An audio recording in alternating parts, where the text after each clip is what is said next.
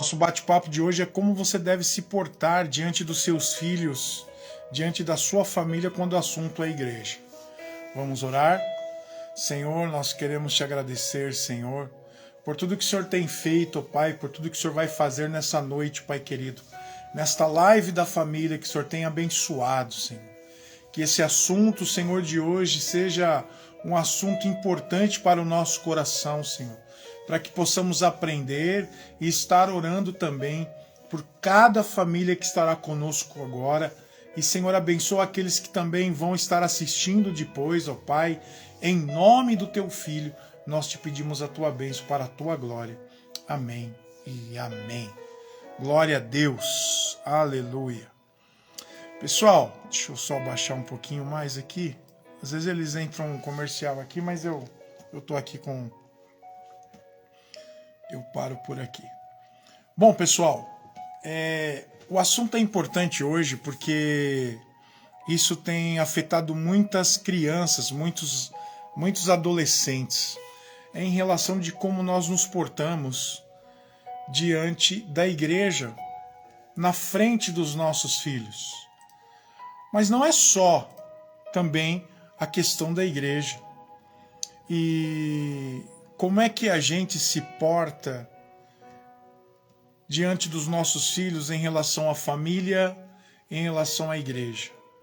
Bom, gostaria de conversar com vocês sobre esse tema porque o nosso comportamento, meus queridos, diante dos nossos filhos, parentes, amigos, pode influenciar de forma positiva ou de forma negativa. E isso é muito importante a gente saber. E a gente tem que entender como é que funciona essa situação toda. E por que eu estou dizendo isso? Porque muitas vezes nós mesmos podemos incentivar ou desanimar nossos filhos, nossos amigos, nossos parentes a não irem à igreja, a lidar com a igreja da forma que a gente traz as informações. Então, nós podemos incentivar ou desanimar os nossos filhos a irem à igreja quando damos mais importância aos erros e falhas do que aos pontos positivos. Às vezes as pessoas imaginam que a igreja é um lugar de gente perfeita. Não, não é. Toda igreja tem falhas. Não existe igreja perfeita, pessoal. Não existe igreja perfeita. Não existe porque ela é formada de pessoas imperfeitas. A igreja é formada por pessoas imperfeitas, que estão sendo transformadas pelo Espírito Santo. Eu sempre digo que nós temos uma plaquinha aqui na nossa frente, aqui no nosso peito. Estamos em construção. E é por isso que a gente precisa estar atento no nosso modo de vida com a igreja diante dos nossos filhos. Vamos falar dos nossos filhos. Diante das nossas crianças, seja ela pequenininha como Abraão, como a Sarinha, ou seja ela grande como o Lucas, como o Felipe, como o Juca. E eu já vou começar a dar um conselho muito importante. Para onde é que você tem olhado? Para onde você tem olhado? Para o homem ou para Cristo? A gente precisa estar atento sobre a nossa fé. Quem é o nosso espelho? Até mesmo quando se fala de igreja. Hebreus 12, versículo 1 e 12, vai dizer o seguinte: portanto, nós também que estamos rodeados por tão grande nuvem de testemunhas, deixemos todo o embaraço e o pecado de tão perto que nos rodeia, e corramos com paciência a carreira que nos está proposta, olhando firmemente para Jesus, autor e consumador da nossa fé, o qual, pelo gozo que lhe estava proposto, suportou a cruz, desprezando a afronta, e assentou-se à destra do trono de Deus. O nosso olhar precisa estar em Jesus Cristo e não no homem. Todos nós erramos. Jesus foi o único que não errou. Se você ler a Bíblia, você vai perceber que todos aqueles que hoje temos assim como referência de fé, seja Abraão, seja Pedro, seja Davi, seja Salomão, seja quem for, cada um tem aí um gosto predileto dos seus personagens bíblicos, né? Mas o mais interessante é que nós vemos os erros deles registrados na Bíblia. Em algum momento eles erraram. Eles não foram perfeitos. Salomão, que tinha sabedoria como a areia da praia, também falhou. E o mais legal, quando eu leio a Bíblia, quando eu vejo a palavra de Deus, é que Deus não escondeu os pecados deste pessoal. Eles servem para nós como referências de fé, mas os pecados que eles cometeram estão registrados na Bíblia. Deus não escondeu os pecados deles. E é justamente isso que mostra para mim, é uma das características que a Bíblia é inspirada por Deus. E não foi fruto de uma imaginação humana. Não foi fruto de uma instituição religiosa, seja ela qual for.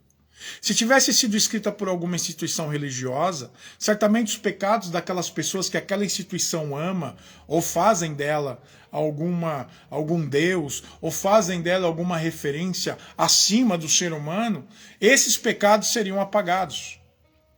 Mas a Bíblia foi dada por Deus, escrita por homens, sim, 40 homens inspirados por Deus, para mostrar que ninguém é perfeito, e que todos precisam de arrependimento e transformação em Jesus Cristo, e que Deus usa todos eles conforme Ele quer, e está tudo bem. O homem erra, o homem peca, eu erro, você erra, você peca, eu peco, e precisamos ser restaurados e transformados pelo Espírito Santo. E somos usados por Deus. Por isso, não pense que o pastor, o diácono, o presbítero, o pessoal do grupo de louvor, ou quem prega, são perfeitos. Não, ninguém é perfeito. Não são. E eu não estou falando isso para jogar o pecado dos outros debaixo do tapete, está tudo bem, a igreja é assim mesmo, não. A imperfeição não é desculpa para a gente errar, para a gente viver no erro, para viver na prática do pecado. Pelo contrário.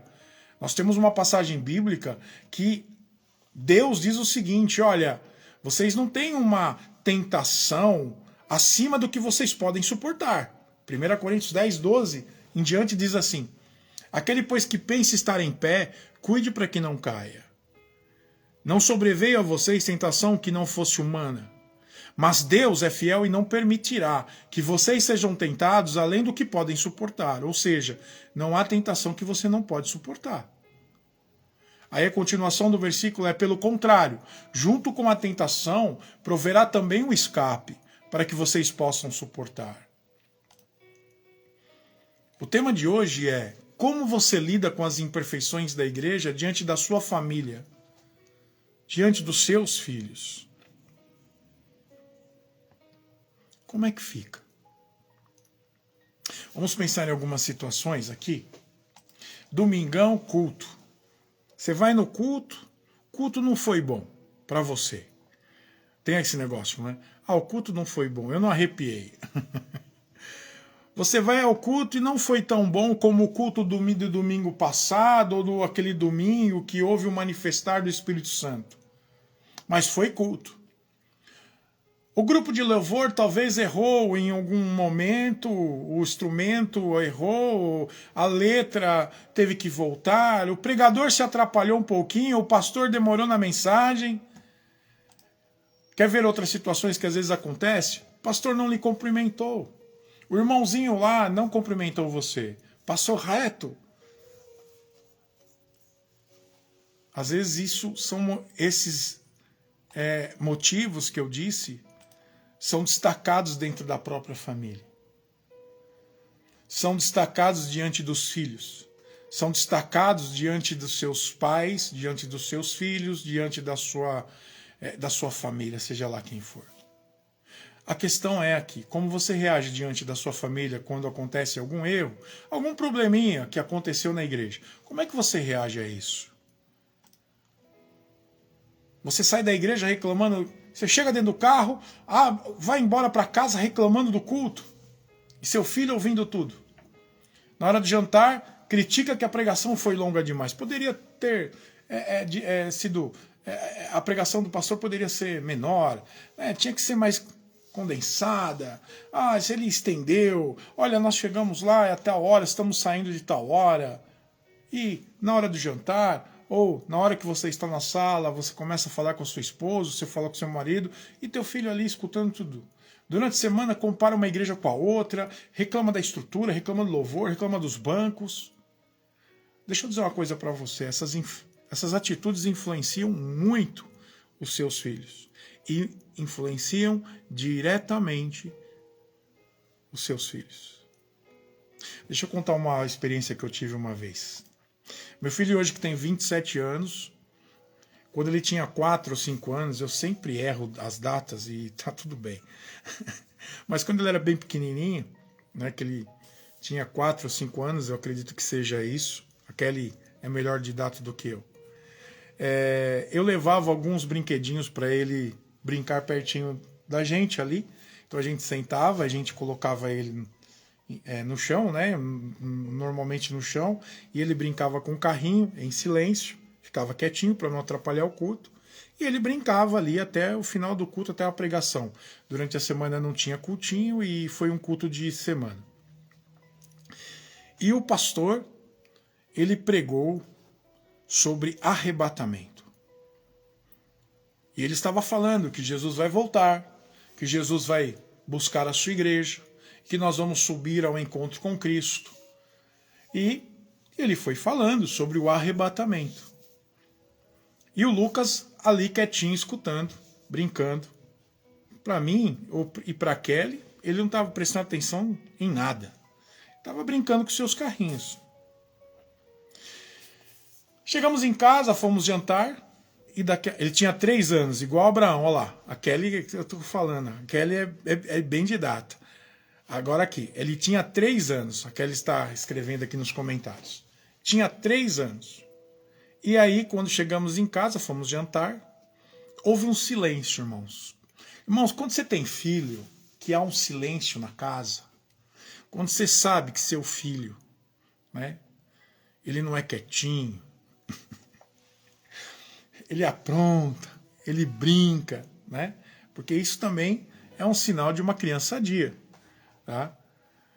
Eu não quero que os meus netos fiquem sentados no sofazinho, olhando para mim e dizendo, vamos conversar sobre Sócrates. Não, não dá. Entendeu? Não vai. Chega um tempo que a gente pode até conversar sobre Sócrates, mas eu quero que eles sejam crianças, que eles baguncem com o vô e vai jogar videogame, futebol não dá mais, mas jogar videogame, a gente vai fazer aquela bagunça legal, tudo. Meus filhos eram assim, não tinha nenhum problema nisso. Existe até uma frase que os pais um dia terão saudades da bagunça que os filhos deixavam no meio da sala. E ficou um silêncio. Estávamos jantando e cadê o Lucas? Aonde está o Lucas? Quando a gente foi perceber que o Lucas estava com a portinha fechada do seu quarto, dentro do quarto. Gente, sabe aquela roupa que a mãe passa e coloca tudo na gaveta, dobradinha, direitinho, nas gavetas, direitinho, tudo passadinho, tava assim. Só que o Lucas abriu as gavetas, pegava as roupas e colocava dentro de uma mala. Enfiava, empurrava as roupas lá dentro. E a Kelly falou, filho, por que você... A mãe passou todas essas roupas. O que você está fazendo? E ele falou, mãe, o pastor disse que Jesus vai voltar. E eu estou arrumando as minhas malas para quando ele vier nos buscar. Que ele vai nos buscar a qualquer momento e ninguém sabe. Então, se ele chegar, as malas estão prontas. Brincando no chão da igreja, um menininho de 3 anos... Parecia que estava longe da pregação, mas estava prestando atenção no que o pastor estava falando. Mesmo brincando, ele estava ouvindo. O que chamou a atenção dele foi o quê? O arrebatamento, que Jesus iria voltar. E ele guardou aquilo no coração. Assim também acontece com seus filhos. Eles guardam no coração tudo o que você fala, tudo o que você está falando. Mesmo quando não está falando diretamente para eles. seja a idade que for. Se você estiver reclamando do pastor, se você reclama da igreja, se você reclama do louvor, se você reclama do tempo do culto, seu filho também vai reclamar. E isso pode tirar a vontade dele estar na igreja. Você sabia disso? Porque as suas palavras são instruções para os seus filhos. E é por isso que nós precisamos entender o que nós estamos falando diante deles, porque isso passa como instrução. Provérbios 1, versículo 8 a 9 diz: ouça, meu filho, a instrução de seu pai, e não despreze o ensino da mãe. Eles serão um enfeite para sua cabeça, um adorno para seu pescoço. As suas palavras são instruções para os seus filhos, seja elas palavras negativas ou positivas. E aí eu me pergunto, o que é que você tem falado diante dos teus filhos? O que é que você tem dito sobre a igreja diante dos teus filhos? Porque amanhã, se eles não quiserem vir para a igreja, você teve um ponto de participação na escolha que eles tiveram? E aí eu pergunto também, será que a igreja só tem erros? Será que a igreja nunca estendeu a mão em algum momento para você, para sua família, estendeu com amor e carinho? Será que nenhuma mensagem falou profundamente ao seu coração? Será que o grupo de louvor nunca ministrou um louvor que você foi cheio do Espírito Santo? Que você entrou na presença de Deus? Será que um abraço de um irmão em algum momento te fez alguém que pudesse sentir o amor de Deus? Será que só existem problemas dentro da igreja? Ou existem momentos positivos na igreja? Será que você já mostrou esses aspectos positivos aos seus filhos? Ou só apontou as falhas? Isso é importante você pensar hoje. Como você está lidando com a igreja e seus filhos? Você está incentivando seus filhos a amar a igreja ou a rejeitá-la? A igreja sempre terá erros, sempre terá erros. Como eu e você também vamos ter. Mas qual é o olhar que você tem tido para a igreja e o que você tem passado para os seus filhos? Você está olhando mais para o homem ou você está olhando mais para Cristo, para Jesus? O nosso olhar deve estar em Jesus, o autor e consumador da nossa fé, que nos amou primeiro e continua nos suportando. Colocando essa palavra para a questão da família, vou mais longe. Eu digo que essa palavra também vale para o seu relacionamento familiar, para a sua família. Como você lida com os problemas da sua família? Você só reclama da sua família? Você reclama do alimento? Se não tem aquilo que você quer, você reclama. Reclama da vestimenta. Você reclama do carro que tem. Para de reclamar diante dos seus filhos. Para de reclamar do seu marido. Para de reclamar da sua esposa. Para de reclamar dos seus filhos perto dos outros filhos.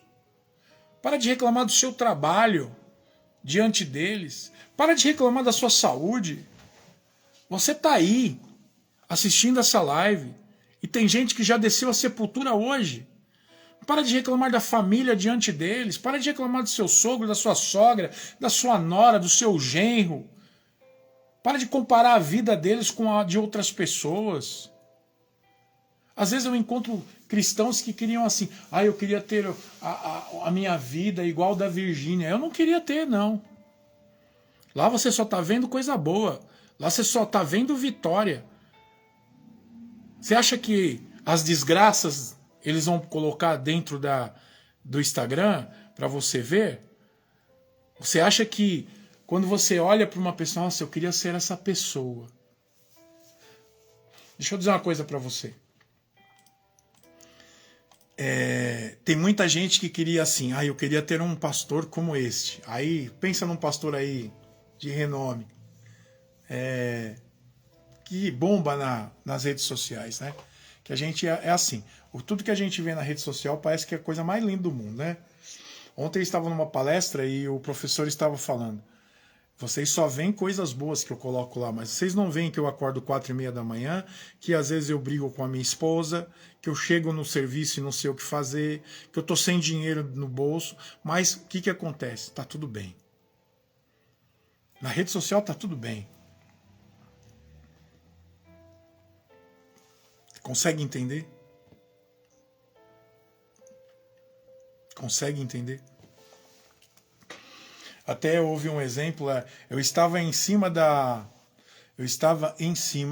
da Torre Eiffel com a minha esposa, mas teve um rapaz que falou, mas nós estávamos brigados, mas a foto da Torre Eiffel parecia que nós estávamos bem. Consegue entender isso? O que você acha que você está criando dentro dos seus filhos?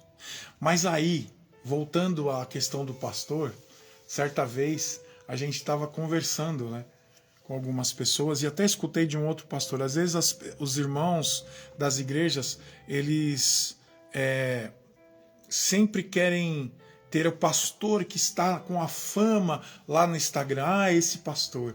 Porque também só vê vídeos maravilhosos, lindos, produzidos, maravilhosos, tal. Olha esse pastor, eu queria ter esse pastor, eu queria ter esse pastor. E aí vai. E às vezes não valorizam o pastor que tem. E aí, esse pastor estava dizendo o seguinte: só que quando você fica doente, quem é que vai na sua casa? Quem é que vai atrás de você? Quem é que ora por você? Aquele pastor do Instagram? E às vezes as pessoas começam a comparar pastores. Não faça isso. Diante das suas crianças, diante dos seus filhos, não façam isso. Você não pode criar um ambiente de rejeição. Você não pode criar um ambiente de rejeição. Voltando para a família, se você reclama de todo mundo da família, você está criando um ambiente de rejeição aos seus filhos. Um ambiente e que hoje é o outro que é o alvo. Mas amanhã pode ser você. Porque os filhos estão acostumados a olhar sempre para o lado negativo dos outros.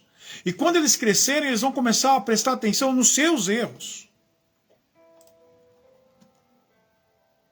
Tudo isso influencia a forma como eles vão enxergar a vida. Tudo isso influencia a forma como eles vão enxergar a família. Tudo isso eles influenciam a forma de como eles veem a igreja. Se você reclama do casamento, você está incentivando o seu filho ou a sua filha que casamento é uma porcaria. Você está afastando a ideia do casamento no coração deles. Você está afastando a possibilidade de existir, a possibilidade, eu vou falar de novo, a possibilidade de viver em família, de viver uma bênção dentro da família. Muitos filhos não querem casar porque só viram os pais brigando. Muitos filhos não querem casar porque só vê o pai e a mãe quebrando o pau. Muitos filhos não querem ver a avó, nem querem ver o vô, porque só falam mal deles ali no meio da família, o pai e a mãe fazendo isso.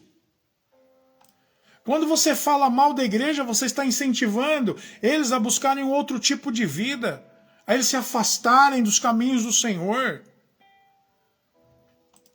Aí eles vão buscar um outro tipo de vida que pode ser prejudicial. Não foram incentivados a estar buscando o Senhor no lugar correto, no lugar certo. Amanhã, como é que você quer que no Natal, que está todo mundo bem, todo mundo olhando um para o outro, dando Feliz Natal, se você fala mal da sua família perto deles? Aí não tem aquele papo, tem criança, tem cada um. Aí solta aquelas pérolas no meio do Natal. Vem abraçar a avó. Não quero. Vem abraçar o vô. Não. Tá bom, Feliz Natal. Ou você cria um ambiente que no final eles nem querem passar alguns momentos com a sua família. O que é que você tem dito na sua casa? no meio da sua família? Qual o ambiente que você tem criado? Não incentive os seus filhos a somente olharem para o negativo. Incentive os seus filhos a olharem para o lado positivo. Depois não adianta se lamentar. Tem jovens que não querem ir para a igreja por causa disso, porque os pais sempre falaram mal da igreja. Depois não adianta se lamentar. Você precisa produzir um ambiente saudável e agradável para que seu filho deseje estar nesse ambiente. Agora, se você sempre fala mal do ambiente que você está perto deles, eles vão rejeitar esse lugar. Seja para a família e seja para a igreja. Então, nessa noite, o nosso bate-papo é esse. Qual o ambiente que você tem criado diante dos seus filhos? O que é que você tem falado diante dos seus filhos? O que você tem buscado fazer para que teu filho ou a tua filha veja, entenda que a igreja é um lugar saudável? Você foi abençoado com essa palavra? Eu estava fazendo essa palavra à tarde e isso tocou muito no meu coração. Eu tenho um congresso para fazer. E esse daqui será praticamente um roteiro da minha ministração lá. Porque isso é importante, pessoal. Isso é muito importante. Como você se porta diante dos seus filhos. Crie um ambiente saudável. Crie um ambiente abençoado. Crie um ambiente da qual teus filhos queiram e desejam estar. Isso é importante. Isso é importante. Amém? Amém? Quero quero orar por vocês agora. Para que a gente possa prestar muita atenção naquilo que nós temos feito diante dos nossos filhos. E aprendam, eles prestam atenção. O Abraãozinho, se você notar aqui, nosso pequeno Abraão, né? Só para você ter uma ideia, a Kelly estava falando sobre a história de Moisés e falou que Faraó tinha jogado as crianças no rio. Ele ficou indignado. Abraão ficou indignado. Ficou... Como? Como joga as crianças no rio? Como? Como? E o mais interessante é que você vê que as crianças aprendem no ambiente. Começa o louvor, ele faz o quê? Ele corre lá pegar a sua guitarrinha. Agora a gente já comprou mais uma, que tá chegando, vai estar a dupla dinâmica, né? Teremos 2 guitarrinhas agora. 2 não, ou 3 eu acho. 3 guitarrinhas. Mas que bom que eles amam a igreja. Que bom que eles gostam do ambiente. Eu amo quando eles não querem ir embora. Porque se esse ambiente fosse ruim, se esse ambiente fosse algo desagradável para eles, a primeira coisa que eles iriam fazer quando acabar o culto ia pedir para ir embora. E tem gente que chora para ir embora. Tem gente que chora para ir embora. Como é bom ver os nossos pequenos adorando a Deus do jeitinho deles. E Deus recebe toda a honra, toda a glória e todo o louvor que sai da boca deles. Não sei se vocês sabem, amanhã nós temos reunião de oração. E que a gente faz? Tem um momento lá de pedir oração. E quantas vezes eu falei, tem alguém que tem algum pedido de oração? E o Abraãozinho sai lá do fundo e vem. Aí eu falo para ele assim, você tem um pedido de oração? Ele fala, tem. Qual é? É eu. Ora, é para orar por ele. Que bênção, que gostoso. um menininho, acho que de 3 anos. A Elaine me corrige aí, mas deve ser isso, né? De 3 aninhos, do tamanho do Abraão. O Abraão acho que deve ter 3 aninhos. Ele pedir para estar participando e pedindo para orar por ele. E quando ele vai orar pelos outros? Que bênção. Quero terminar esse bate-papo dizendo o seguinte. Sim, 3 anos, olha lá, 3 aninhos. Quero terminar esse bate-papo dizendo o seguinte. Crie um ambiente saudável no meio da sua família, para que seu filho deseje estar nesse ambiente. Amém? Quero orar por você agora. Quero orar por você. Ô Senhor, te damos graças, Senhor, por esse bate-papo. Te damos graças, Senhor, porque Tu és o Senhor que nos abençoa. E, Senhor, eu quero abrir meu coração em nome do Teu Filho Jesus. Faça de nós, Senhor, pessoas que incentivem os nossos filhos a estarem na Sua casa. Faça de nós, Senhor, pessoas que incentivem, Senhor, os nossos filhos a buscar um ambiente, Senhor, espiritual. Faça de nós, Senhor, pessoas que possam usar, Senhor, as palavras com sabedoria, para que possamos, em nome de Jesus, ó Papai, ó Senhor, fazer com que os nossos filhos te amem. Te ame, Pai. Ame Sua palavra, ame estar na Sua casa. Que as nossas palavras, Senhor, sejam palavras incentivadoras, Senhor, de um ambiente saudável. Nos ajuda, Pai. Nos abençoa, Senhor. Que possamos estar, Senhor, sempre vigiando as nossas palavras. Que possamos, em nome de Jesus, Senhor, olhar para o Senhor e não olhar para o homem, Senhor. Não somos perfeitos, Pai. O Senhor é perfeito. Então que possamos sempre estar olhando para Ti, Senhor. Nos ajude a criar no coração de cada filho um ambiente saudável para onde o Senhor possa morar e reinar. Eu te peço em nome de Jesus. Amém e amém. Glória a Deus. Glória a Deus. Miguel, como é bom ter você por aqui, Miguel. Que bom. Eu sei que você não chegou logo no início, depois dá uma assistida aí na live. Mas, Miguel, amanhã eu tô lá.